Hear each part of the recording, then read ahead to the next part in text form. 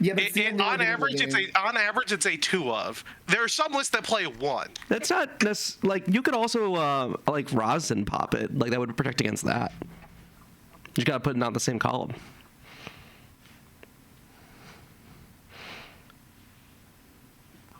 Again, I understand the gimmick. I don't think it's horrible. I just don't. Well, the way you're talking, I thought you thought it was ass. I'm sorry for making that mistake. I'm sorry. I thought you thought I was a bad person for doing it. I'll correct my stance going forward. I'm so sorry, Nicholas. What floodgate were you thinking? I was the one. Oh, to be fair, there are fiend floodgates like End of Anubis you could do the theoretical thing that he's talking about. Like, it's not the most outlandish thing. People are citing Baphomet. You would just, I see, okay. You go Baphomet, dump like End of Anubis or Diabels, and I think you could play Wengu for the mirror, but like those aren't good. I've never Baphomet dumped anything that wasn't like Sword Knight or Sinister Necrom and felt good about it. Howdy, everybody! My name is Grant. I'm here with Nick.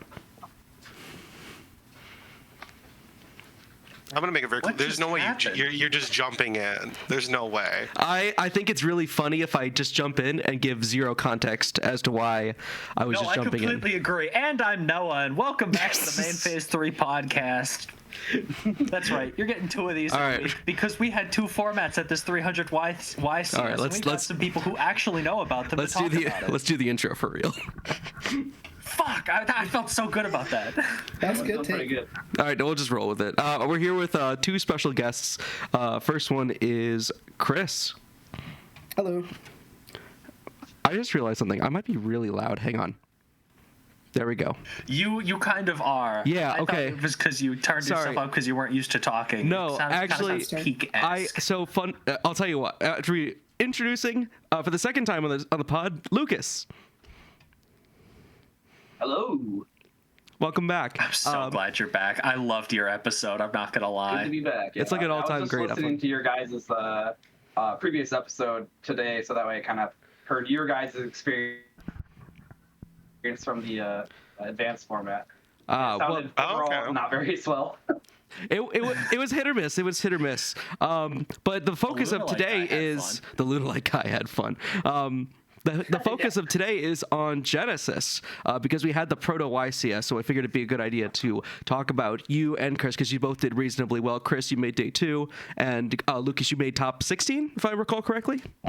Almost. I would say top 30. I got 18th place. So gotcha. Oh shit! I didn't even realize that. That's awesome. Top 16 in our hearts. Yeah, I believe. No, the tiebreakers for it. You can make top 8. No, the reason I was really loud is, and I'll just plug this here because I wanted to plug in, my brother-in-law invited me to be on a Survivor episode of their podcast, so I had to turn my mic up for that. This is where I'm plugging it. If you can find that link in the description. Whoa. Yeah, I know, right? Grant. Awesome. Yeah, if you want Grant doing things that I do. But here... Oh, my God. Yeah, I know. So let's just jump right into it. We'll start with Lucas, because I already know a little bit about how Chris's event went. Lucas, what did you play? How did you do? Etc. For sure, yeah. So I played Archmage Eldlick. I don't think anybody else has really messed with those 2 decks together. Basically, the logic is, or the reasoning is that the Archmage field spell, you can discard any Spar Trap card and then declare an Archmage monster name that you haven't already called or isn't on your field and add it to hand. And you can only call each name once, basically. So the idea was instead of just discarding spell and traps and going neg or 1-for-1 really, why not ditch Eldlick traps and then just go +1? So the idea, I think, pretty well. There's other ways that the deck kind of meshes well together, but that was the general idea when I was like, oh, I kind of want to play Archmage. How can I make it better? That was the thesis. That's really sick. Yeah. I thought when you talked about that, I just didn't know anything about Genesys because I'd never heard of that deck. But that sounds really cool. Is this Archmage is basically? Sorry, go ahead. Because I don't really know too much about the Genesys metagame other than Cool Tune is good. Is this like a known quantity or is this a Lucas brew? Archmage is a known quantity. Archmage is definitely a Genesys deck for sure, 100%. Adding the Elder cards is definitely the Lucas brew, though. That's the Lucas stuff. Okay. I would agree with that statement. And I think and I got to actually, I could talk about later, but you said how did the report tournament go? So I guess so I finished day 1 X1. My only loss was to White Forest Toy Box. It wasn't really even like the deck itself. It's just we went to time and it was playing against a kid, and this kid was like, just to give you a quick rundown of how he'd announce his things, he'd be like, I searched Tales of the White Forest. Let me tell you a tale about this card. And just had some zinger about every single card he played. And I told the guy, I was like, dude, I know what your cards do. I have max rarity White Forest. Like, you don't have to do these. You were just strutting on this guy, this child. You were like, sorry, buddy. My White Forest cards are QCR. He's just mocking him. Yeah, right. So that was my round one. And unfortunately, so that kind of killed my Tigers a little bit, but I won the next 6, and I got to play against Jordan Swinkunis, or Peepsip Wagyu. I played him round 6. He still ended up finishing, I think, 22nd place. So even with me beating him, he was still at least be able to make day 2 and finish pretty decently, at least top 32. Day 2, I played on stream round 8 against Monarch, which is what Chris was playing, but he was playing a little bit different. He was playing No Domain, and instead just was like, his points are all basically dedicated to 3-pot greed and like 1 Perulia. He won the Diral, and like playing second against Monarch in a format where hand traps are not as relevant or not as powerful, it's really tough because I got Airbus twice, and then it was like just went downhill from there. Mm-hmm. And then game 2, I beat him in game 3. He doubled Mistaken Arrest. So I remember I was listening to your guys' experience with Mistaken Arrest in the advanced format. Well, it's also at 0 points in Genesis for some stupid reason. Awesome. So I had lots of game 2s and 3s where like, I'm going to flip Mistaken Arrest. It's like, cool, I can't do a single Archmage thing. I can still do Outlick at least, but yeah, that was rough. So I hope that card gets pointed. And then I double lost against Goaty, unfortunately. I should have just given the win, but we had like a really like long like deck check thing that went on. So basically, I can get into it later. It's not too much, but pretty much it was like I was going to get a game loss, and then I had to argue my side and basically ended up getting just a warning. And then I beat Exosifter, and then I played on stream the last round again against Super Quanos, which Magnus, if you remember that card from 2016, it's kind of scary. It's a 3,600 towers that can non-target spin back a card and is also like draw a Lockbird for over the opponent. Oh, that's pretty good. So I had to, so I had to play against that. Yeah, it's not bad at all. So I was actually able to kill it game 1 and beat her, and then game 2 she went first and just had like heavy storm as well. So I was like, no way. And then game 3 I went first and just made an unbreakable board. So I won on stream round 11, but didn't have quite the tiebreakers to get 8th place, which only one X3 made it in. Was that the Super Quant that I heard was on stream like 3 times?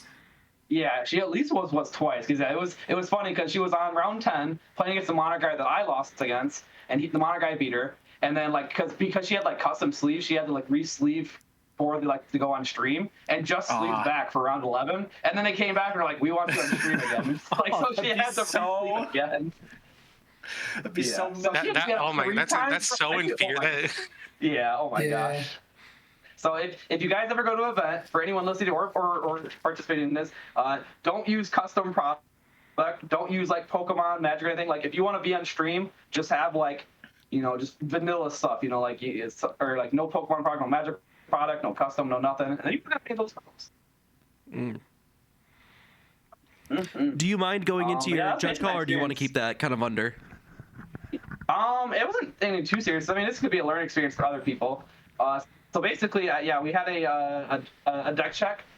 So we were, and the reason why it was kind of odd, because I've been on deck check myself, but we were basically both shuffling, and before we even like presented our decks and cut each other's decks, the judge came up and was like, hey, like, you've been selected for a deck check, like put your decks back in your box, and we're gonna deck check. It's like, okay, so like whatever, we put our decks in. They came back, and they're like, oh, you actually have this card still in your main deck and this other card in your side deck. So I was like, well, that's kind of odd, like, because like I'm very like anal about like checking everything before I like hand my deck to my opponent. Like I will check my side deck and extra deck all that twice, because I'm known for like forgetting like there'll be like a card slipped into my extra deck, or like a side deck card that got swapped out or something. So I was like, I appealed, which isn't normally that you would think someone would do, but yeah, I appealed my deck check game loss ruling and got a head judge to come over and plead my case. And basically the head judge sided with me, saying that the judge took our decks too soon because we hadn't presented our decks yet, so we weren't fully technically done randomizing our decks. So it got overturned. We had like a 23-minute time extension, and played out like a 35 or 40-minute game 1. Jeez. Yeah. So if you guys know anything about Goaty, I know a little bit about Goaty. I played against a bunch of Dueling Nexus testing for this event, but there are so many freaking fish cards, and this dude was playing all these like crazy fish decks that were like actually really good. And I'm just like, I have to read all these, and Oh my gosh! So it was. Yeah. We had a crazy game 1, a quick game 2, and then game 3. Unfortunately, like we ended up getting time called us, and it would have been like one of those like, yeah, you can just have the win, but like there were 2 judges watching us, so it's like it was my fault because I like waited too long to like scoop. That's an awkward situation to be in, 'cause it's not fun for anybody to have to like. Right. Well, yeah, I would say more of the stories avoid double losses as much as possible. It will kill your tiebreakers. Because I was the bottom X3. That's what brutal. else? You're like one of the. I feel like 3 out of the 5 people we've talked to have all lost their round 1s. That's kind of funny. Yeah, it was. I know Khalil lost his round 1, and that guy like scrubbed. I know this kid. The kid I played against, he definitely scrubbed out. It's like, I don't know. I would say going forward, if I was ever in a situation like that again, I would just have to like either like really like tax them and be like, hey, like just keep the chit chat to a minimum, or I'd even have to call a judge and be like, hey, can you tell the kid to like just keep conversation limited to the game, because it really just killed time. Mm-hmm. Yeah. But yeah, but preparing for this event, because I mean, like at least with advance, you guys, we kind of have an idea like what decks were going to be played. Granted, like I would not have pictured that the deck that Kamal was playing was going to be the deck that won the event. But for like Genesys, we had like an idea of like, okay, we know what decks aren't pointed, so we know what decks can probably do good. But I did not expect like Vanquish Soul over Genesys to be a very good deck in Genesys. I did not think that was even a thing. Like I knew where Genesys was pretty low pointed and Vanquish Soul was like fairly pointed, but I didn't realize together they're like actually a top tier deck in Genesys, because I think 2 of them made The issue is, what was funny is because I was prepping VS for standard, I was reading all these different like options to play with VS. And one of the versions I looked at was playing Genesis in Modern, and they got a new Archfiend card which lets you double, like gives you an additional normal summon. You can normal summon Mad Love. So like in Genesis, that card is just extremely free, and it's a fire. It just is. It's like truly like a perfect card. Right. Yeah, that was a card I totally read over, and after the fact, I actually, that's an interesting thing that like some players will find, and it's like, I don't know, they might make the way to advance for. That's crazy. That's a crazy card. I didn't even like read that card honestly until after the event. But for decks that I played against. Oh, sorry. I was just gonna say, because it's a weird thing. But I played, so day 1, I played against White Forest Toybox. I beat a Mimighoul, beat a Testina Tier Limit, which this is funny. This guy was like basically copied Peeps Yu-Gi-Oh's deck, so like he had like came up and got his like card signed earlier. So I was like, oh, I kind of actually remember this guy. And I played against Water, another Mimighoul, then Swing Kunis on Testina Tier Limit, and a Fire King Drac, which is actually a pretty good deck for Genesis. And then day 2 was the Monarch Stream, the Goaty, the Nexus Sister, and the Super Quano. Okay, that's honestly not that. I'm shocked that you didn't play against some of the other decks that are like quintessentially like the Right. The decks I think of when I think of Genesis, like I think of like Radiant Typhoon. Exactly. I think of like I thought of VS looking at the format. I thought of other decks like the Monarch was there. It's like it's just interesting that you only really hit one of like the decks that like people were going in expecting to be the best decks. Yeah, I generally thought I was going to play against a lot of Cool Tune as well, because that's another deck. So I was like, oh, this is like the Genesis baby is Cool Tune, like. But I know. Were you looking around like at your for like example, neighboring tables? Oh yeah, all the time. Every time you looked around, like almost someone's playing the same deck. There was one deck that was like doing well at the beginning. Like so Jeff Jones was in the Genesis main event, and he was playing like a Dark Lord branded Despia deck. Because Dark Lords are basically unpointed, and the branded Despia cards kind of work pretty well. Like they were using the branded Field Spell, the Fusion Summon, and such.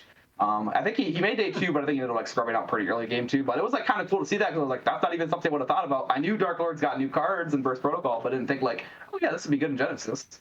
Yeah. He was my loss day 1. He was one of my losses on day 1. It was a great match. I just stared down Despia Aquarius, summoned on Granganol like 2 times. Oh, gosh. And it was just like the most impossible, for some reason, just like 5 untargetable idiots plus Despia Aquarius on the board. There's just zero way to OTK that deck or like get yourself in a winning position. It was crazy. His deck was awesome. Yeah, that's fun. That sounds crazy. That sounds like for me, like I play some board breakers like Sphere Mode and Evil. It would have to come down to like drawing those against a deck like that. And that's the one thing that's tough and cool about this format is it's very unsolved at the moment, but I think also at the same time it might continue to be unsolved because we get so many like new sets and point lists so often. But I think what's really cool, like I will say, like almost all my matches like had games going to like turn 4, turn 5, like at least one game of the match, maybe more. Like it was a lot more back and forth, a lot more Yu-Gi-Oh being played. It wasn't just like you pick up your cards and you're like, yep, there's no chance. That's awesome, and I especially if you're playing the Eldritch cards, I have to imagine that was a massive boon for you, just being able to like grind with Eldritch for turns on end. Oh yeah, it was crazy. Like where one of the archetypes would like fail, the other would pick back up. Like against like the Fire King Drak, my Archmage cards were just getting dunked on by the Fire Kings. But then like the Eldritch, like because you have the Fallen Angel of the Golden Land, which is the contact fusion for Golden Lord, and then he can float into the Eldritch, the Mad Golden Lord, which can't be killed by battle card effects, and it's 3800. That dude just like shits on Fire King. And I was also was able to beat over the Magnus Super Chrono Monsters because I just crashed a Fallen Angel and she wasn't aware that Mad Golden Lord was basically a card, and I just beat over Magnus with it. It was I really want to see your list. That's really interesting. Well, if you look on screen, if you want to pull it up, if I look on, sorry, I was only looking at the top page. It's literally sharing the there's list. A list right here. It's even funnier because I'm recording the screen too, so the viewers have been looking at it for like the last. It's gonna be up there 10 the minutes. whole time, guys. Oh, that's crazy. It's hilarious. Yeah, yeah. Look at this list, guys. Yeah, the only hand trap I played was Lancia, and I dropped it on the Goaty player. Bro, he was so pissed. He's like, "Really, Lancia? Like, what did you play this for?" And I just I'm like, and I was like, "Sorry, man." I was like, "It's like the only free hand trap that's a lingering floodgate." Like, I was just really worried about the Malice matchup in Genesis. I just really worried about that one. Yeah, right. There were 0 points. Oh, I got double Lancia in one game. That's crazy. Yeah. I mean, again, I dropped it on the Monarch player on stream, and it kept me from getting hand ripped, so that was cool. I still lost with the double mistaken arrest, but like I think the Lance. I mean, it's probably a card that should be pointed, but like I don't regret playing it. Like, yeah. I think in some things I might have wished maybe I played some hand traps, but it's one of those like I don't know. I've always been a fan of board breakers over hand traps, so I did like the list that I went, like especially with like Super Poly and like just trying to tailor my extract to almost any end board possible. I mean, it's crazy to see a card like Sea Monster of Theseus making a return because it just needs 2 tuners, and that's basically just any cool tune in board. I'm sorry. I saw this and I was like, "There's no way we're actually playing Sea Monster of Theseus just to say in draw phase with priority activate. Probably discard a card. I'll give it a remix and loudness war. Thank you." I saw this. Dude, that's awesome. I saw this earlier and I was like, "Where the fuck is instant fusion? I don't see instant or ready fusion anywhere." Yeah, right. No, it's a Super Poly crazy because it's like their archetype is like just different enough that you can't hit them with like Guru or Mud Dragon. Yeah. So Well, they like, end on his remix is a light, right? And the other guy's a dark. Yeah. Yeah. I think so. Yeah, and then they're like, I don't think they're. It's very awkward, but so it's a deck definitely worth respecting though. And then basically everything else in my extract was pretty much played. I think Secretarian used to be Guardian Chimera because you can the Archmage quick play spell can summon basically anything, but he's 33 points, so it was like it wasn't worth it. And then he's also just a decent because like apparently Draco Tail is actually a decent deck in Genesis too. Because I think one made top 8 Richmond. They mix it with Invoked, which is free, so you can still basically just play enough Draco Tail cards to just beat your opponent. So that was like another like idea. If I played against them, I had that Super Poly target, and then just a small like XYZ package. I had the rank 10 and the rank 5 because I wasn't sure if I was gonna play against like any Lunalite. Just gotta be ready for like those like tower boss monsters. Are there any changes you'd make to the deck going forward? I think I definitely would want to be more prepared for something like Monarch because going second to a deck that can hand rip you potentially 2 to 4 times is pretty nuts when you don't have hand traps. Yeah, that's pretty good. I don't know which one I'd want to play to to make that sure I at least have a fighting chance, but maybe like Perulia or something. I was gonna say I feel like Lancia and like Droll are like the only things that like floodgate them. Ash Blossom. Right. I'm just saying, you just Ash Revolt and they like literally implode. You got to draw a 3-card. You got to draw a 2 or 3 card combo to beat the Ash most of the time. But if you haven't, then the Ash does nothing. I mean, yeah, Ash is an option. It is 15 points, which I mean, granted, the current point list that's doable. It's doable. I think I'm curious to see what the next point list will look like. I enjoyed Super Poly. It was cool, but there was definitely against decks like Monarch, it's like, oh crap, I'm basically getting FDK'd. Because there were some they were doing like the Zabord version where they would just like dump like a whole bunch of like Jirac stuff so that it was like they can just board wipe you 3 times. That happened to me. Yeah, it was crazy. That was a crazy game I played with that. I bet. Yeah, I was. Okay. You're doing the same thing. You kind of like side all the mini monarchs and freaking what's that one card? You were not. Oh, you decided Strike of the Monarchs. That was the one I think the guy that I lost to that he was playing like 3 of that card, and that card is actually kind of crazy. Yeah, whenever I get to my deck, I will say I regret not playing that card in the main deck at least 1 copy. But every time I sided it in, it'd be like a card I'd search as part of my end pieces, and it was great every time. I would definitely made at least a copy in retrospect. Yeah, at least a copy because you can just keep recycling it with the Eidos, and it's just like free real estate. Yeah. Oh man. Oh, what else to say? I guess I'll say after the event, one of the judges, his name's Earl. He's a Ohio judge, like the kind of like he's a black guy with an afro. You probably recognize him from like Columbus Regionals. But he suggested I go over and talk to like the staff and kind of like, because I was like, oh, I had a lot of. He's like, did you have fun? I was like, yeah. He's like, you should tell them. So I ended up going in and talked to one of the guys at the side deck. I think it's David. He's like the head of the side deck. And then I talked to Andrew Bowling, who's like one of the high Konami people. And then I ended up talking to Jerome, who's like the head of R&D. And I think Genesys is basically like his baby. And I talked to Yumi, who's like the head of like TCG Konami. And then after talking to them two, I went over to Peeps and I was like, hey, you should do the same thing. So then him and then Danny, which is another YouTuber, they went over and basically did the same thing. And another Konami guy named AJ, who's a little bit newer, came out. And so I walked back over and we kind of talked to them a little bit, kind of gave her, our positive vibes, concerns, things like that. So it was kind of cool. Yeah, I have a question, like, because it's really cool that like Jerome was actually like willing to hear you, like listen to you guys and stuff. But like, what was like the perspective that you were getting when talking with Jerome? Because it's like it was something like this where it's like it's a massive like over like this like massive like thing he's been working on for like probably a long time. Like how was the reception? Felt like did he feel like it was like genuinely like wanting to hear what you guys had to say? Yeah, I think so. I think is very because. Fortunately, he wasn't the one that got to say the most because I think he had to go back to doing the commentary. But so basically, I just tried to blurt out as much as I could, and he responded a little bit. But basically, I think he's generally very proud of Genesys format and wants it to succeed. And it was I shared basically mostly like just like positive affirmations of like the format and I think I think he really appreciated that. And one thing I did want to talk to him a little bit more was like maybe like TCG exclusive sets that purposely like support Genesys format. That's something I didn't think about until after the fact. But yeah, I think I wish I got to talk to him a bit more. But I think he's really happy with how the format's going, and I think they definitely want it to be successful. So we'll definitely have to see what the future of it holds. Yeah, that's awesome to hear. Get him on the pod. Yeah. No, for real. Indeed. All right, with that. All right, well, I guess I feel like we've been just. Yeah, I could definitely add on more, but that should be enough for now. Let's Chris. All right, Chris, you want to tell us what you played? It'll be on screen now, and then you can go over your matchups, and then we'll move from there.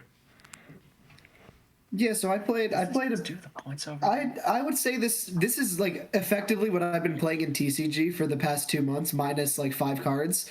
So it's very funny to think that like Domain Monarch was a deck that I just picked up randomly over the course of the last few months because the cards were mad cheap, and then they just so happened to make a format where you could play this, where the only hit was effectively Domain would be limited. So yeah, I got to play basically a deck that I felt like I knew better than most people. I feel like my deck probably wasn't super standard because the main ways people were playing Monarch at this event, where there was the one guy I ended up talking with the guy who top 8'd, and his list was probably a lot more thought. Like I know he just played Pot of Greed, but his list was a lot more thought through than I. Like I think he was just more focused on playing the Monarch engine optimally, but a lot of the other duelists were playing like the Thestalos hand loop, where they would like you'd give your opponent a token with the Thunder Vassal, and then you'd make it a fire, summon Thestalos, bounce it back to your hand with the Storm Vassal, tribute it again, and then you'd Erebus them 3 times after that, and then they'd literally end on 1 card, or 0 cards draw for turn. And then there was the other build where it was the Zaborg that Lucas discussed. It was the Zaborg build where you dump 3 Jiracs, 3 Jirac Astros, and a couple other dinosaurs, and like a Garua, and you just plus to infinity, and then triple board wipe your opponent. But I decided to just play domain. They are both in their own respect good builds, I would say. I didn't like the ability of the Thestalos deck to go second because it had so many bad cards in the main deck, in my opinion. And then the Zaborg deck just felt like it kind of went minus to do its plays. And if you did get hand trapped, it felt really bad. So there's like the one big glaring point in my deck, I think, was the playing the 3 Cypher Gear Gamma. Just because in a lot of my testing, there's a lot of monsters in this format that I felt like would activate and draw or standby, so this hand trap was good to draw. There's a lot of hands that I looked at that lost to 1 DD Crow or 1 Ash Blossom, and it was always when I had no monsters on board. So Gamma helps that problem, and it also gives you 2 tributes if you Gamma on your own turn. So it feels really good to do that sometimes, where you just like instantly give you a way to tribute summon a Mega Monarch out of your hand. Yeah. Otherwise, the deck is like completely standard, I would say. I think my matchups, I ended up playing out day 1 because I got X2. My losses were to, I think I said earlier, it was the Jeff Jones deck on Dark Lord Despia. And then I ended up playing Cool Tune against MBT, which was really funny. And then that match was really good, and then I ended up drawing. This was the only time Gamma had punished me today because I drew 3 Gammas and like 1 play. So I used the Gamma. He ended on a really mid board with Zayland and like 1 other interaction, and he just Zayland my only play, and I lost. And then I ended up dropping the event after round 8 because I got mistaken arrested in a game versus Dracotail where I had no right losing, and I was just like, well, that feels really bad. But that was like the only game that entire weekend that felt bad. I think I can agree with Lucas where like all of my games felt like good Yu-Gi-Oh! So it was just really awesome to play this format. Interesting. Hell yeah. So, the one I'm gonna ask this because we had talked about this like after the event and everything because you had like this awkward experience with the Gamma. If in that slot, because again it's 15 points, if you just played Ash, do you think it would have been a better or worse tournament experience overall for you? In all honesty, I'm gonna think about it because I think I'm gonna think about literally every time I activated Gamma. Because I activated it like 4 or 5 times in the 8 rounds, which is, I think there was one time, it was versus Jeff Jones, and I won this game. But I got Perulian in draw phase. I was like, my hand loses to 1 DD Crow, and I felt like I should save the Gamma for something like that. I saved the Gamma for the DD Crow he had, and then my Gamma got second Perulian into another DD Crow, which was hilarious. That's the Jeff Jones skill diff right there. That's the Jeff Jones skill diff. Damn right. Right, I still won that game. He bricked on those 2 draws, did not help him. Okay. Which was hilarious. Imagine if you drew the driver in that situation too. Yeah. That would have been furious, to be honest. But I would have the other games. I think I gammed a couple Skullmeisters. I gammed a DD Crow. There were a couple games where, at least in testing, maybe not at the event, where I actually like all the Erebus and Aether specifically say you can tribute summon them by tributing 1 tribute summon monster. So there was like 1 or 2 games where I tribute summoned Driver and then tributed over Driver for like Erebus or Aether in those 1 games. But at least versus that Dracotail opponent, I would have rather had Ash Blossom like 10 times out of 10. Because if you Gamma and then they have any extension, they're going to get to Ketu, and then Ketu becomes better when Driver and Gamma are on the board, so it feels really bad. Yeah. But I was hoping that a lot of my side cards were to help me against the Dracotail matchup. So I was just like, if I lose the die roll versus Dracotail, I will concede that game 1. It just happens. But I think there's a world where I could be Ash Blossom. I don't think there will ever be a world where this deck doesn't get pointed on the next list, so it like won't actually happen. But I would say every time I activated Gamma, like Gamma was in my hand, it was fine that it was Gamma. I think I would have rather have been Gamma than Ash Blossom. okay, that's fair. So I'll ask the next question that this naturally leads to. How many points is Delta?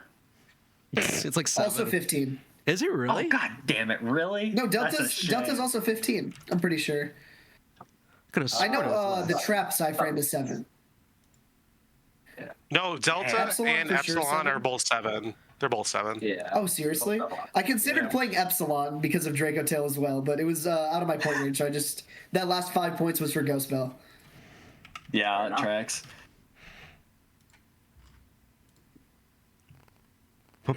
Omega's I 100 don't know points. That's about funny. The Monarchs. So how does like the old level 6 Monarchs work with like side decking? Like, do you side them all in, or do you side like only specific ones in, or how does that work? Okay, so if you... Yeah, this is a good question. If you... So the reason to play all of them, which I think a couple other duelists I saw were doing, was the normal spell Monarch's Master Plan. You can banish it on your opponent's turn with Prime Monarch. It's the one under if you're on the deck list. Yep. If you can target a monster they control and add any like normally Monarch statted monster from your deck or grave to hand with the same attribute as that target, and then you contribute summon any of the OGs. So it gives you an interruption on your opponent's turn with this, as long as you play the correctly attributed monster. Mm-hmm. And then if you tribute summon on your opponent's turn, you get to revive the new level 6 Monarch, which gets you a search. And you can use that search on either like a follow-up piece, or you can search for Aether, which is another interruption with that big blue guy up there, the Lunar Dragon. Because the Lunar Dragon's a snatch steal, so you can consistently get to this. Or what you can do is you can just like... Aether is a once per chain, I think. So you can just do a conga line of Aethers on your opponent's turn if you like get to set up, and it just becomes like this like unkillable machine. Huh. Interesting. So I thought like resolving the tribute summon on your opponent's turn is basically vital to winning the game. When you don't floodgate the crap out of them, which like I was prepared for a lot of it was funny that you said the deck that I had tested the most against was the Genesys Vanquish Soul deck, because it was the matchup where I felt like my engine lacked in some ways, just because like, and that's another reason I played Gamma, is just because that card rips Hollystew out of your opponent's hand for free, and they don't have Rock of the Vanquisher, so they have to have like a hand where they can get to Vanquish Soul continue, which not every duelist was playing. Oh, that's kind of cool. Gammaing Hollystew does feel pretty good, not gonna lie. It felt amazing in testing. I never played against Vanquish Soul at this event. I think I played against, my round 1 was versus Hekahan's Chimera, which was a super cool deck. And then I played Cool Tuned round 2, and I beat them. And then I played against Galaxy Tachyon round 3. Played against that Dark Lord deck that I lost to round 4. And then I queued into the Zaborg Monarch build round 5. And I somehow edged it through 3 meteors. But my game 1 versus that guy was really funny, because he said he won the die roll and looked at his opening hand and put it back on the deck and then started shuffling up and went game 2. I didn't even want to try. He said that hand was unplayable. And to be honest, my hand was insane. But I was just like, I was just dumbfounded. Yeah, you don't see that very often. Yeah, but No, like the last game you played, they could be like a good sport about it too. Because if I sat in front of my opponent and that just like tilted them to high heaven, I would be having a worse time. So good on that guy for taking any stride. Yeah, no, I think we had like maybe one of the most fun games of Yu-Gi-Oh! I've ever played in game 3, because our first 2 games took like 10 minutes because he scooped game 1, and then in game 2, I remember like I didn't brick. No. He went first, and then he curse sealed my only play. And then in game 3 it was like 40 minutes, and we almost went to time, but I had to get through 3 Dirac Meteors. After like I interrupted as many plays as I could, and then he still resolved Zaborg, and then I had to beat 3 Dirac Meteors with my follow-up, which somehow happened. I don't know how we got there. You were just and then a I better lost to player. MBT in round 6. I think he may have misplayed a little bit, but like it was still crazy. I needed to draw a few key cards to get out of there, and then my round 6 was versus MBT, and then I lost that one, and then my round 7 was versus Drytron, which I'm surprised got that far. And I was just sitting there. I was like, I was kind of scared I wasn't gonna, because I really wanted to at least day 2, which I ended up doing. But I saw my opponent activate like Delta Tribute, and I was like, man, this is gonna be a great match, because Drytron doesn't do that much without Link Monster, like Fairy Spam and Link Monsters. It's a struggle. I gotta give props to the dude wanting to bring that, because I love Drytron, but they're pointed pretty heavily, and yeah, Links definitely benefit a lot. Right. He actually, I felt so bad for this guy, because he was mad the fact he lost to like 2 other Monarch players at the event. And he was telling me about this before game started, which felt really bad. And then I activated Pantheism as my first action, and I think he said like 3 other words that entire set. Oh no! He was very salty. And then he ripped he used Drag Down to the grave, as I don't think that card's pointed. But he had maybe the best hand for Drag Down ever, which was just 4 Drytrons. And then he ripped my Gamma, and then I drew another Gamma. So I felt bad for that guy. God. Really bad. Sometimes you're just better, I guess. Yeah. And then my last round was versus Draco Tail, and I never saw any of my side cards, and I lost the die roll. So it felt really bad. And then the last game where I thought it was super winnable was a Mistaken Arrest dot game. And then I just went to try to get an overframe card, or oversized card, which I didn't end up getting in time. But I still have the points, so I'm pretty happy that I decided to just drop out of the event. But other than that, that was kind of how my event went. Cool. All right. I suppose. Now the thing because again, go ahead. No, you're good. You're good. I would say now that the fact of we're post event, and I would expect us to get another point update prior to the next major Genesis invitational or YSS they end up doing. What do you guys want to see happen outside of the obvious things like Mistaken Arrest, Die-Fi, Macro? Those cards need to go in general. As even from an outsider perspective, those cards just aren't fun. But is there anything else you want to see? Do you want to see certain archetypes that maybe are too highly pointed to be more playable and stuff like that? I know everyone wants to see Joko go down in points. Yeah. So this is something that Peeps had said when talking to Yumi and AJ at Konami, is that the whole one of the reasons of playing Genesis is to kind of get away from advanced format, which also means getting away from the decks that are already doing well in advance. So it would be kind of nice to see decks like Radiant Typhoon and Draco Tail, now that they're doing so well in advance, it'd be kind of nice to see them not even playable in Genesis, and I feel like that's a good theory, is if your deck is competitive enough to be winning or topping events in advance, it shouldn't be remotely playable in Genesis. But on the other side, I do the side that's they are hit pretty fairly, but they're still very playable. So it's you kind of have to make concessions and choices. But you do look at older archetypes, for example the Atlantean Mermo player I played against. I didn't realize how highly pointed some of their cards are. Leptibus, the Atlantean Prince, 33 points, so I only played 1. Atlantean Dragoons, 40 points, so I only played 1.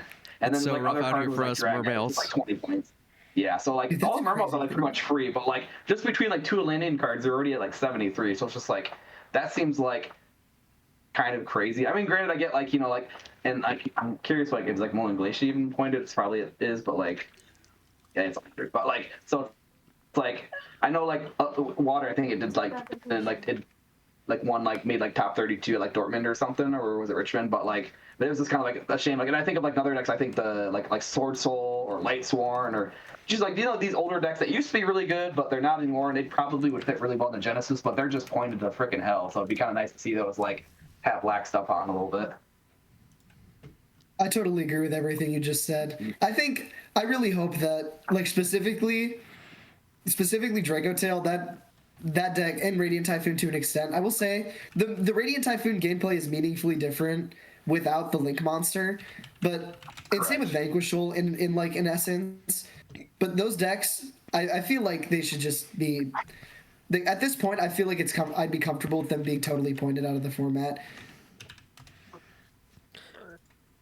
That's fair. Or at least Like they have to make actual choices because you can still play 3 Rahu and Draco Tail because it's 0 points for some reason. Right, that is kind of wild. Same with like Stake Your Soul. Same with Stake Your Soul. Stake Your Soul is also 0. That's crazy. I pulled up the. It is a little. I agree. It's kind of criminal. I pulled up the Dortmund YCS results for Genesis. Looking at it, it looks like these are the top decks: Monarch, VS, Cool Tune, White Forest, which kind of surprises me, and Radiant. And then for Richmond, a lot of the same stuff. There was one Doomsy, a Dracotail, and Onomat. And then for Guadalajara, we see Vanquish Soul. This is the wrong YCS. This is the wrong YCS. Hang on. I was like, how did someone top with Despia? I saw Yummy and I was like, wait a minute. There's no way. Hold on. Sorry, give me 1 second to grab the correct one.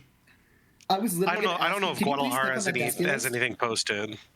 Yeah, I don't know if they did or not. We'll give it about 30 more seconds of looking. Deal. Yeah, I don't remember seeing anything. Maybe they didn't even do. I assume they did one, but I don't remember hearing anything about it. But yeah, I know. Yeah, for sure. Yeah. White Forest. Because asked about that. I guess. I mean, most of it's fairly low pointed. They have some cards that are definitely pointed out, but so you don't really play the Azaminas much.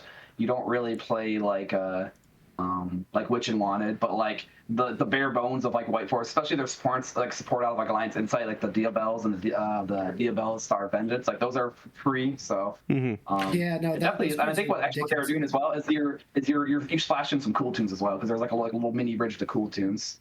Yeah. There was one thing this cool tune duelist in top 8 of the Richmond event was doing, which was actually insane, because they were playing to summon off Red Nova. They were playing Decatron and Deviati, which was just awesome. Yeah. What? This innovation in Cool Tune, I never saw anyone doing this, because Deviati's a Fire Fiend, which is the same attribute type as Rekko. So you could just if you synchro with this, then if you have combo, you just summon Decatron instead. He's a tuner. Why is he a tuner? What the fuck? That's awesome. Why not be a tuner? I was very pleased to hear that, but I was also very confused at first, and I was like, wait, that actually doesn't make sense. I need to look something up. Yeah, another card to say fuck in Genesis, Gravity Collapse. 0 points. That card's got to be 100. Players playing it. There are no Infernoid fucking synchros. You guys talk. Go ahead. Sorry, there's a lot of cards. I think I was watching a couple videos post YCS that a lot of the players who did top, or at least get top 32, I know Eddie Straw made a video, and I think Jared Sedimore made also. They did almost slideshow presentations on why certain cards should be pointed and where they think they should be. And there's this huge consensus that I was getting from them that some of these cards, a lot of these go first side cards should just be somewhere in 5 or 10. Which is they probably should be, just for they would not be played if they were 10 points, but also out of principle, I feel they should just put them at 100. Nobody wants to play against these cards ever. Yeah, I can agree there, but I kind of I don't play a ton of Genesis, and maybe my take's not perfect here. This might be a crazy thing is unless a card is so outlandishly ridiculous that it needs to be pointed at 100, it will actively ruin the games where it is activated. And it's so hard to say that, because if you look at a card like Gravity Collapse, if you talk to a lot of people at the event, they were talking about the card sucks when it resolves, but it doesn't resolve all that often, because you just play around it. So it's just a weird. So I think certain times those side cards where they're just they're truly just designed, you're putting them in when you go first, and that's all they're doing with it. I don't hate the idea of those not being 100 points, but you make them pointed to a point where there's an actual cost to wanting to play them. Because to me, that makes more sense than making a card just fully unplayable. Because it's kind of silly if you look at some of the the generic cards, like Rhoda, Fawcetting, like Tenki. Those cards are generically so overpointed they're just never going to see play. But if you put them at a point where there's a cost associated with playing the card, maybe there's a reason to play it over not playing more copies of a different card. And I think the same thing applies to the sideboard options. It's I don't know, and it just feels like that might be the correct take instead of just like fully saying like you can't play the card. I don't know. That's definitely a fair criticism. I think it's just like specifically with it's just there were so many good games of Yu-Gi-Oh played over the weekend, and it just felt like the bad ones were only caused by these few cards, and it's more like a principle thing because I think if those cards were 10 points, I don't know if you'd ever see Mistaken Arrest again if it was somewhere in like the 15 to 20 point range, because it's just genuinely not worth investing points into a side deck going first card unless it's like a solemn, because the solemns are pretty good, like pretty fair pointed for their power level, and they're like generic enough where they're always applicable. But yeah, it just kind of feels bad gameplay, which I think is a reason to play a format like this. I do think that's fair. Yeah, go ahead. No, Grant, can you pull up the Quotune list that did well again real quick? I'm sorry. I need to. I can in a moment. I'm still reeling over what the fuck this Radiant Typhoon player is doing. We'll come back to it. We'll come back to it. I just like want to. We'll come back to it. Which one? Grant? Which one? I want the give me that Quotune list. That one right there. Oh, the one. Yeah, I had this on screen a little bit Chris earlier. and Nick having a you're good. I'm still what the fuck is he doing? I was going on this side quest while you guys were talking about fucking floodgates. I didn't even pay attention to the entire thing. I was so flabbergasted by seeing Noble more than just Shield Bearer in a fucking. Anyway, go on. That's funny. Are you done? I'm never done, but I will let you continue now. Okay. But I just like an example here. It's like cool too. Because the card in the sideboard this person's playing is Gravity Collapse, right? It's in the sideboard just to clarify. Scroll down. Yeah. He's not. Thank you. So Maybe it's the other guy. Oh, Maybe it's the other okay. guy. Other guy, yeah. Yeah, he like the Vanadium. Other guy's got it. Other guy's got it. Yeah. So I'm just because this person's playing Gravity Collapse in the sideboard. So go back to their main board. If you put 10 points on each of those Gravity Collapse, the concession here is he doesn't play as many hand traps, which I unironically think makes this deck bad. You know what I mean? Like, yeah, no. I don't know. I think like if you do that in a way where it's like, oh, you can if you want to play Gravity Collapse and it's 10 points, that's 2 hand traps, or that's 3 hand traps. I think that's a meaningful difference, especially in a low power format like Genesys. Right. And the same thing applies with Mistaken Arrest. If a deck has any amount of points, then it just isn't going to play the card. That's fair. I just think these decks. I think like you're like 100% right. I just genuinely do not want to stare down these cards ever again. And especially with Monarch, the only way I was able to ever play around Gravity Collapse, because all my plays are inherent summons, was my opponent has to never make a synchro monster, or they have to make one, and I have to sack it with Stormforth or Soul Exchange, or else I lose the duel. In the game where my opponent sacked Gravity Collapse, it's because I only. Yeah. It's just a principle thing. Yeah. Like, these cards should just never be. No, most of the floodgates and turn skips are already at 100 points or pretty highly pointed, so it's like it is a principle thing. The argument, if it was like at least even 10 points, it might not even see play. But yeah, it is like Droll's 25. I don't ever want to see Droll. I would prefer Droll to be 100 and stay at 100, or even 101 poin't. No, I completely understand that perspective. It feels weird as again, I don't play a ton of Genesis, but it's like it feels weird because unfortunately speaking, the format in some sense has to revolve or develop into a certain point where it's if it's a little maybe outlandish to because at some point if you decide that every card, every floodgate is an issue and you slap 100 points on it, at some point I just feel like the pointless becomes this overbearing it's like an atrocity to understand what should be pointed and what shouldn't be pointed. Because an example, when you talk about the fact of the decks that are playable in Modern or in Standard should be playable in Genesis, well, you overpoint Draco to the point where it's not playable, or you overpoint VS so it's not playable. It's how long do you leave them on the point list, and how many points is too many points? Because there's a lot of decks and there's a lot of singleton cards that are overly pointed, and they probably just don't need to be. So it's because you see the same thing in Modern, where it's the ban list is so overly inflated and bloated that there's so many cards that don't need to be on there, but it's so hard to know how fast they're gonna actually change the list, because on these last updates they're not lowering a ton of stuff, they're just adding more stuff, you know what I mean? So it's weird. Yeah. I would appreciate they lower a lot more. I think what you said about like the generic search spells, they're like maybe this is my opinion. I have zero gripe with decks being hyper consistent in Genesis. I would rather my opponent combo every game and get somewhere every game and be like and like the concession in Yu-Gi-Oh in the modern day of playing a hyper consistent deck with a ton of engine is that you don't get like sometimes you draw redundant hands because modern cards are hard once per turns, or you draw or just the fact that you don't get to play that many hand traps or you see them less often. Like that's enough of a concession where I don't think these generic rotas should be like so many points.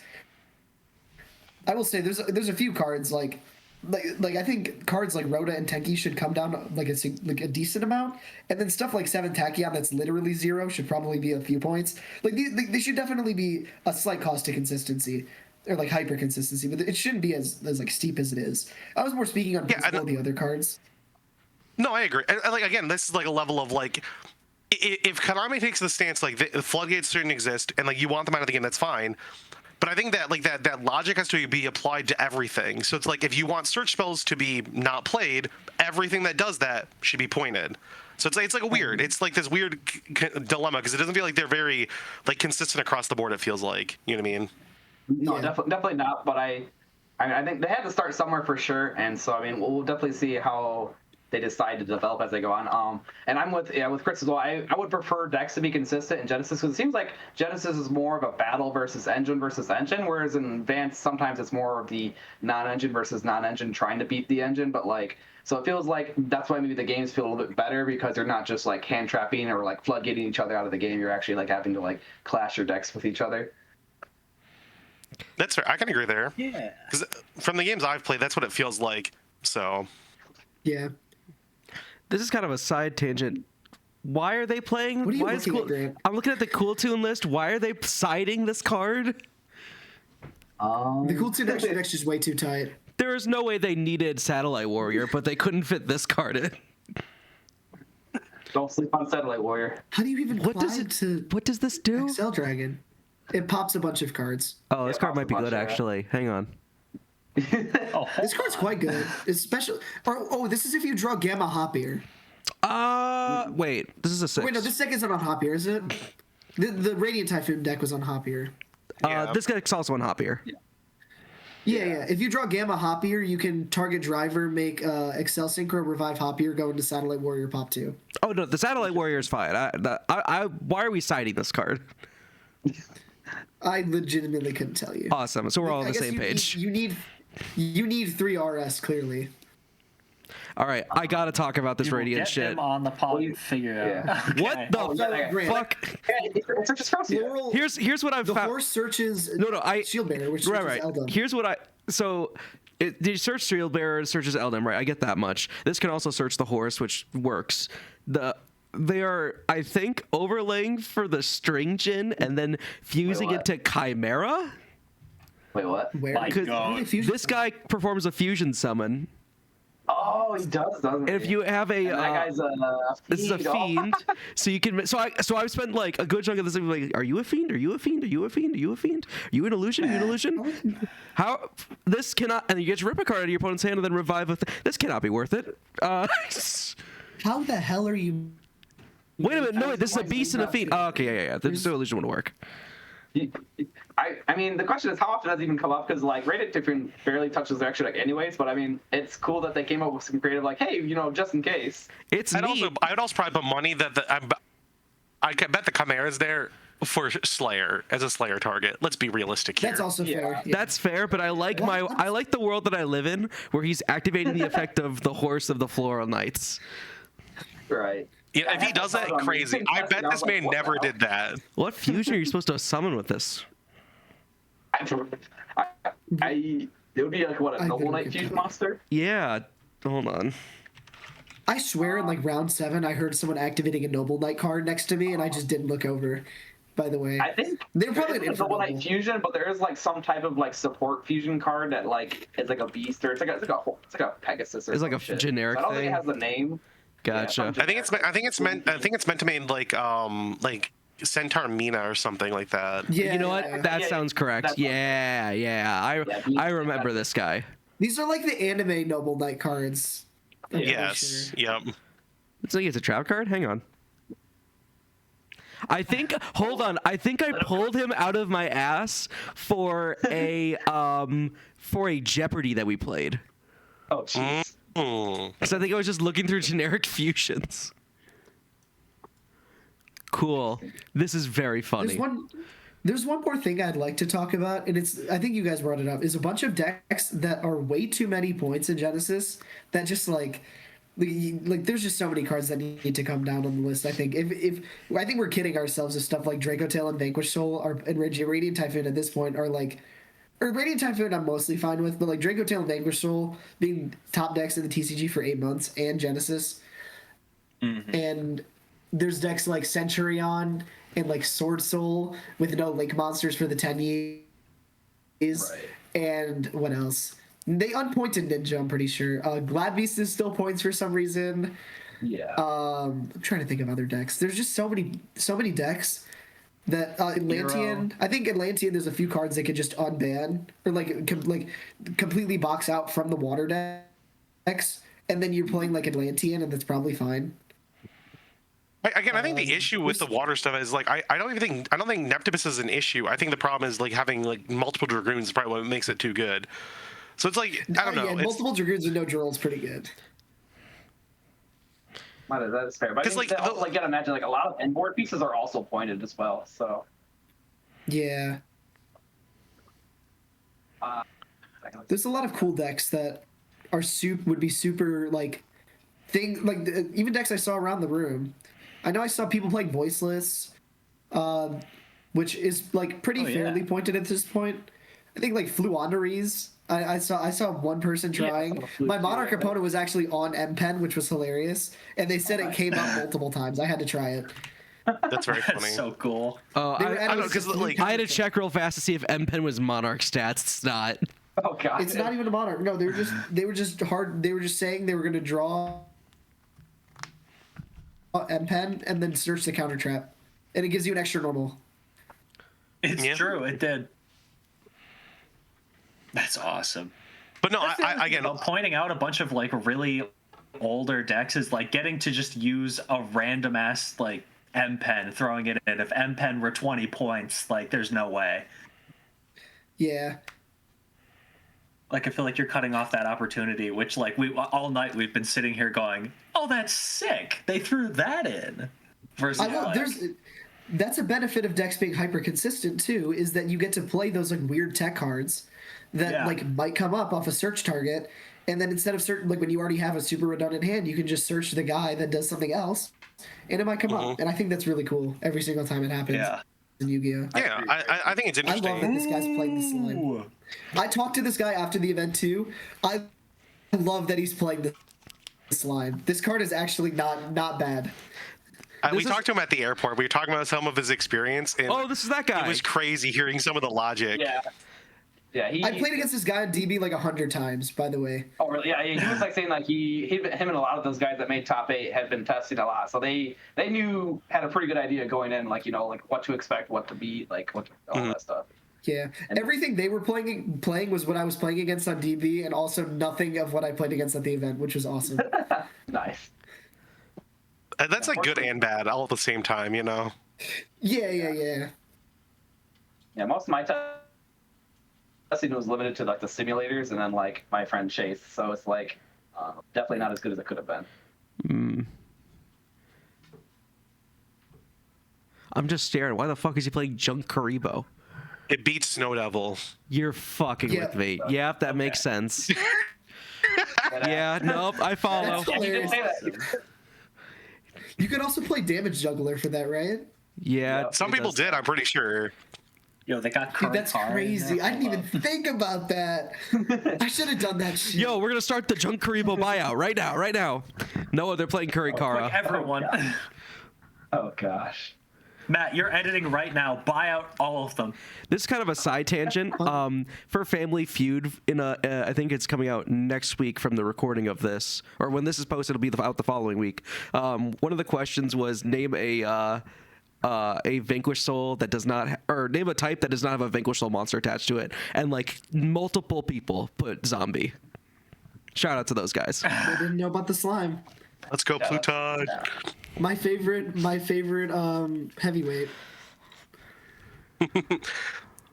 Okay, as someone who's played Doom Z and Genesis, this list is really clean.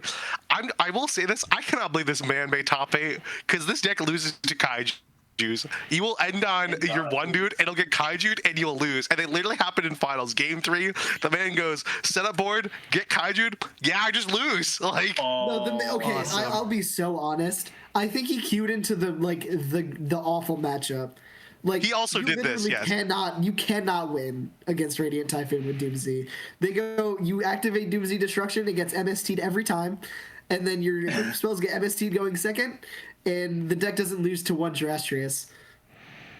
They're laying living fossil. That's so funny. Their trap card is crazy. Their trap card's only a mistake for your opponent, so I wonder if that card's going to get pointed at all. I will say, I think I watched a video of someone talking about this. Like, the effect of that card just never resolves. Like, if it resolves, your opponent opened a bad hand. Like, that card just never gets to work. It feels it's like Draco Tailflame in that manner. Your opponent's playing 10 outs for it, so it just never works. Indeed. So, one angle I wanted to bring up for Genesis that I thought is kind of interesting. So Genesis, a lot of the flack it gets is it's basically just like modern, like 2.0, or it's just like, boneless modern. And I think, and I think, unfortunately, like, so Konami, because they used to do Time Wizard and it was very successful, and then they got rid of it, and then now here's Genesis, and I think their idea was to try to pull some of those Time Wizard players to play Genesis. And I think it's sad, but basically the reality is why some of the newer decks like Doomsday, Archmage, Monarch, whatever, all these decks that have gotten recent support in recent sets is like why they're 0 points is because they want players that aren't playing advanced to still buy products. So here, buy these these decks that may not be good enough for advanced format, but are still definitely good enough for Genesis and are 0 points. So it's kind of their way of pushing product for an alternative format, which is. It's cool and not cool. It's like I think that's maybe one of the reasons why the older archetypes have so many points on them. Yeah, and I don't hate the fact like if that's what Konami wants to do. Like I can get behind that logic and then like that reasoning. But I think MBT said this in like online or on Twitter if it was a video. But I think the issue is I think for Genesis to truly succeed as a format, it cannot just be an escape from modern because that's not what you want. You want this to be a format that stands on its own merit, and it's good for XYZ reason, and it's not meant to be a thing when modern sucks you play Genesis, and when Genesis sucks you play modern. Like that doesn't help your scenario. You truly want Genesis to end up being like I'm gonna use the term the term modern or pioneer of Yu-Gi-Oh. Like you truly want it to be a format that's supported and people genuinely want to play it compared to playing like Standard and Magic. Like that's how this format's going to do well. So, I was going to say like kind of like a unique experience from like advanced format. Yeah, like it needs to be something like truly unique to have like for it to do well, and I hate to be the bearer of bad news for a lot of like for Konami's outlook. If you want to pull Time Wizard players in to play Genesis, that was just never going to happen. Like these people that play Time Wizard, they're playing Time Wizard because one, they love the format that they're playing, and they don't want to buy new stuff, and they're not gonna buy new stuff. Like you saw that all the time with Edison format. Like these people literally just play Edison format. That's all they do. Psychopaths. It's like I don't know. Again, Retro's very good, and I will not undersell. Retro's good. Mm-hmm. Oh, what I was gonna say, sorry, is that like the problem is that on the outlook, Genesis is like it definitely is right now in a sense kind of diet modern, but the games that I played at locals and regionals for the past like 2 months versus the games that I played at Genesis were so much different. Like the gameplay is meaningfully different. It's just on the outlook that does not seem to be the case. But every deck here, like Onomat doesn't get to play good cards. You have to make really hard choices. Monarch is a deck that effectively was like a rogue deck that nobody ever played in Advanced for like 6 months. and then like a really rogue deck, like a very like super mid one, and then what else? Like Art Mage. Art Mage is a deck that didn't really get to see that much light of day in Advanced, and then like the Vanquish Soul and the Radiant Typhoon deck played meaningfully differently from what they do in Advanced because it's, like the cards that they have to choose to play. So like on the outset, the formats look like the exact damn same, but they really aren't. And I just hope that they can kind of shed that like that outlook that they have, rather than they just have to change how people view the format, which might be very hard, but I think it can be done. I think it can be done. I think it's overall a success in my opinion. I thought it was a very, as an outsider like looking in, I had a very good time like hearing what was doing well. Even though I'm not playing in Genesis, it's very cool to see. It's like, oh, this deck was actually, I had like a crazy run and almost made it, or like Doomsday making top 8 when that's the deck I like in Genesis. Like that's super cool to see. Like, I don't know. Yeah. I think it's very interesting. And making sure it's perceived differently is why podcasts like us are important. True. We are strong. Genesis. We are God's strongest soldiers. We are. You know, I might need to actually put this on the Twitter. Maybe we can find a way to log into the Twitter. Ooh, I'm looking at one card right here on this list that needs to be points, and it's Surfacing Big Jaws, by the way. This card is that card's crazy. Especially, I mean, with 7 Tachyon on this card is unbelievable. Yeah. You could be like a 5-4-er easy. Yeah. Yeah, I'm curious to see how the Columbus will do, because starting in May, if you guys probably know, or those who missed it, Konami announced that Genesis will now be anytime there's an OTS championship, a regional, or a YCS, Genesis will also be offered, and they'll have the same exact pricing as the advanced format. So like starting in Columbus, like if you make day 2, you get a day 2 pack. If you make top 32 and there's enough players, you get a top 32 pack, and etc. So like one of the bummers was like for this Genesis Proto YCS is like people would ask me, like, oh, you got 18th place, that's great. Well, what did you get for pricing? I didn't get anything because unfortunately, well, first there wasn't enough players for the pricing to scale up. There was only like 238 players. We needed to hit like 256 for it to like extend to like top 16 for like mats and sleeves, and then to hit like 500 for it to hit like even like top 32. So that was kind of a bummer, but like. Yeah, so only people who made top 8 actually got anything. They got a mat and sleeves, and then the first place guy got a giant card, extravagance. Okay. So that would be. I mean, I will say that's awesome here, but pricing, I guess, but I will say I'm excited to see how that ends up working out, because again, with the fact that we're in the Midwest, we have like decently sized regionals and things like that. So I'm curious to see like how that all plays out. Like if we have like a 300 person regional, like how many of those players would actually genuinely opt to play Genesis once that actually is like rolled out? I'm curious. Yeah, probably like what 30 to 50 is my guess, and then like top 8 gets a mat and top 4 gets a deck box too. Like is that I don't think that sounds. I mean, it just sounds to be like if that's the numbers I would hope we'd shoot for. It's basically like a bigger locals, I think that'd be worth traveling for a regional, for like 3 hours or something. Yeah. Yeah, I would definitely do it. I will.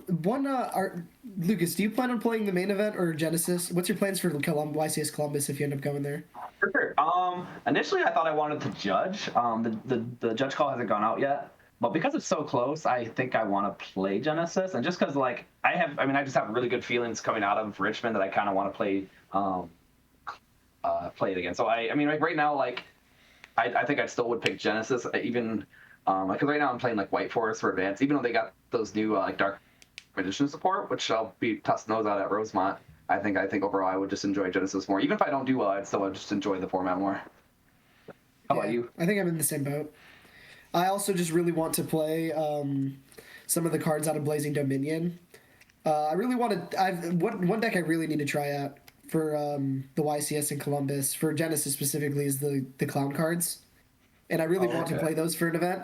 And if they're new and they're not like super pointed, and I get to like, I don't know, that seems like an insane strategy for Genesis, especially because I know Monarch's gonna get beat to death on the next Genesis list. Well, okay, let's just say they're probably gonna make it so you only get to play one Erebus. That's what's gonna happen. They're gonna say you get one Erebus. Yeah, actually, if they make it so I get to play one Erebus, I think that's fine. I think people. I know you talked about the Lucas earlier. You talked about like the hand loop, like with getting hit by Erebus a ton. I think I did that I think I hand looped someone for 2 a single time, and then every other really? game was just 1 to get spells in my graveyard. That's fair. Yeah, I think 1 is fine. 2 is pretty tough, but more is like crazy. Yeah, because you can get 3, but to get 3, you have to dump 6 spells out of your deck, so you kind of kill your grind game, in a sense. Yeah. And you have to go through your follow-up squires to get there, so it feels really bad. And the best play I found to do all the time is just Stormforth Aether with the Caius every turn, and just go like +3 on my opponent's turn, and then set up an unbeatable wall of idiots. But if they limited Erebus, I think that deck is very alive, especially with the way the person who did the best with Monarch, I think that was playing. Like you can just play 1 Erebus in that deck for sure. Right. So maybe I'll so just play that at the next event. It very much depends on the points list, though. Yeah, that's. I'm generally seeing it. It'll be. It'll be definitely interesting to see, because one of the things that when we were talking to the Konami reps is what will the next point list look like? Is well, they need data, and these proto ICSs give them deck lists, give them cards. Now they can know what's being played, what is doing well, and then what they can adjust points from there. Yeah, and you make that note. I'm like. I know I get a lot of people have said this, and it's don't think this is stupid. If you want to bitch about something, go on Twitter and use the hashtag YGO Genesis, because literally I'm pretty sure that Jerome, as someone who is a very much component to how this format runs, he's been actively watching and looking at what people are posting about their experiences, because he wants it to be a good format. Yep. One of my favorite things. Also, to even email them as well. If there's something that's you think is too good, email them the deck list, email them the card, and then they'll take a look at it. One of my favorite things about Yu-Gi-Oh, especially right now, is online bitching does translate to real life effects. Raisin came home, that's great. They banned Troll and Genesis. That one's my fault. Sorry about that, guys. Grant, I have a question.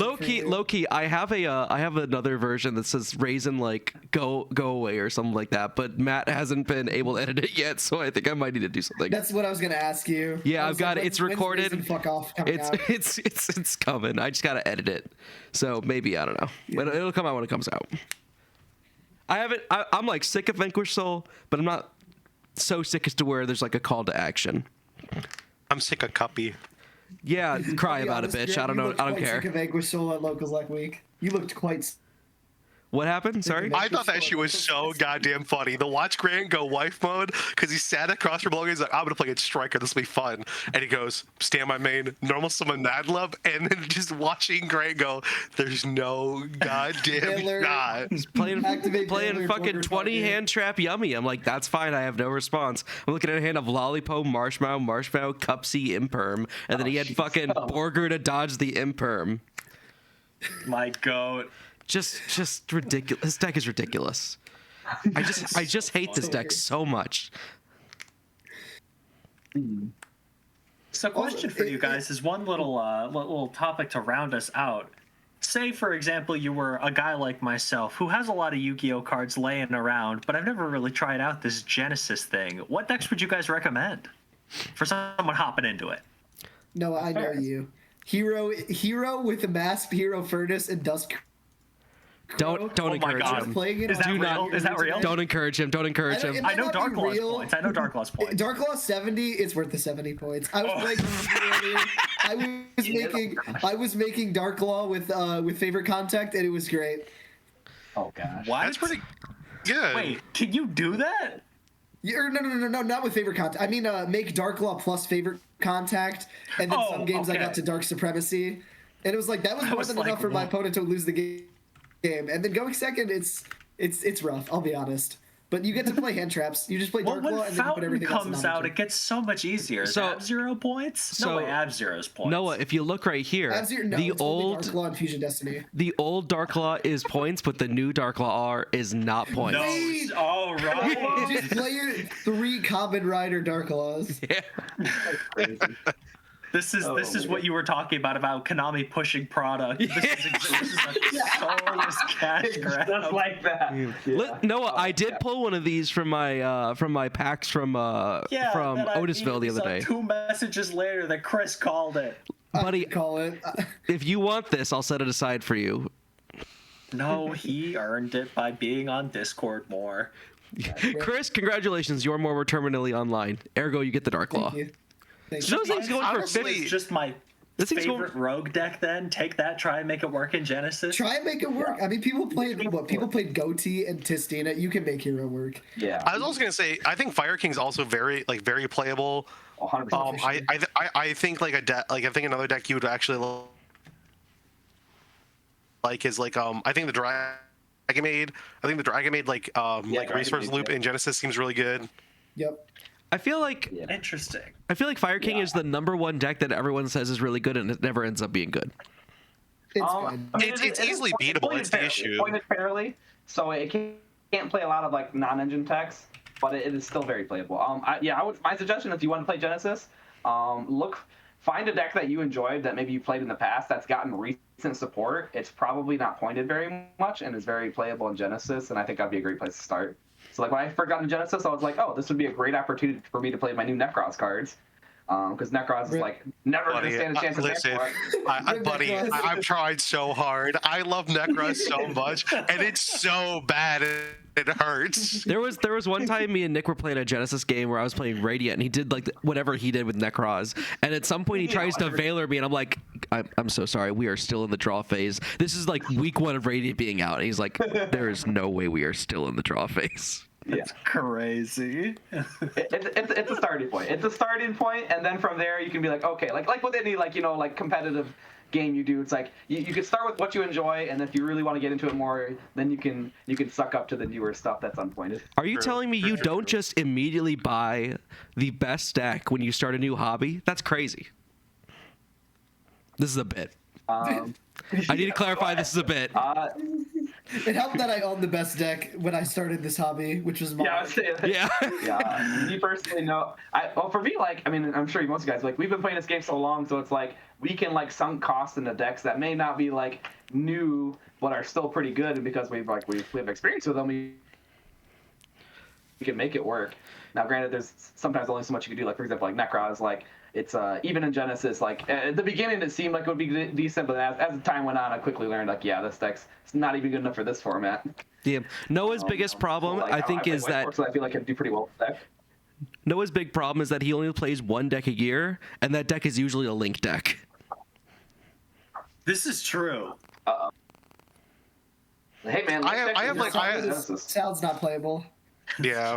I know. That's so sad. 0 points, bro. What do you mean 0 points? Yeah. Yeah, 0 You can still points. make the XYZ guy they got. They got a rank 3, right? You get Stalio, Mirage, Stalio, Stalio, link it off. You can make. You can go Blaze. They probably got a ritual monster too. They got a rank 4. Don't they have like a ritual monster too in a fusion? Yeah. Yeah, they have Emerald Eagle. You can go. They don't You're do too anything. impatient playing You go- the wrong way. Konami now wants you to play it the correct way. Yeah. See, But you don't search the broken trap cards. So all you have to do is target a level 7 or lower fire monster in your graveyard and special summon it. And if you do, I don't think I've ever read this card.